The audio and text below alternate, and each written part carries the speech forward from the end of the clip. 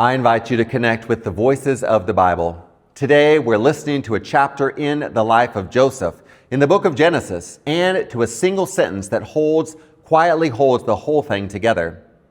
Now, by this point in Genesis, Joseph's life has already fallen apart once. His brothers, jealous of their father's favorite, sold him to traders who carried him down to Egypt and sold him again to an official named Potiphar. Joseph is a foreigner, a slave far from home, though through no fault of his own. And right there at the bottom, Genesis says something surprising. The Lord was with Joseph, and he became a successful man. Not the Lord rescued Joseph from Egypt.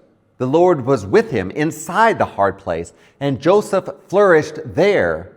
Potiphar noticed, trusted him, and put everything he owned under Joseph's care. Then it falls apart a second time. Falsely accused by Potiphar's wife, Joseph is thrown into prison with no trial and no defense. He did nothing to deserve it. And here's the heart of the passage. Listen to how it describes the prison. While he was in jail, the Lord was with Joseph and remained loyal to him. It is almost word for word what was said about the household. The setting changed completely from a position of trust to a prison cell. But the sentence about God did not change at all. The Lord was with him. That refrain is the point. 4 times in this chapter, in one form or another, we're told the Lord was with Joseph in success and in injustice, in the house and in the jail. God's presence was not a reward for Joseph's good circumstances, and it was not withdrawn when his circumstances collapsed. It was simply constant. This matters for how we think about God and our own hard seasons. A lot of us carry a quiet assumption that God's presence rises and falls with our fortunes, that when life is good, God must be near, and when life falls apart, God must have stepped away. Joseph's story says otherwise.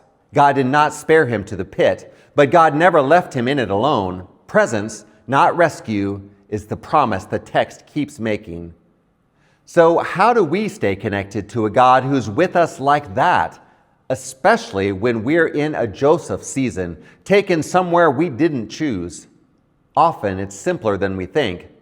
The old practice of the breath prayer is one way, a short line prayed on a single breath over and over until it runs underneath everything else. Breathe in, the Lord is with me. Breathe out, I am not alone. You don't need eloquence, you need to keep the line open. So wherever this finds you, in a season of flourishing or a season in the pit, hear the sentence Genesis keeps repeating and let it be true of you. The Lord is with you. And you can stay connected to that presence one breath at a time. Thanks for connecting with the voices of the Bible.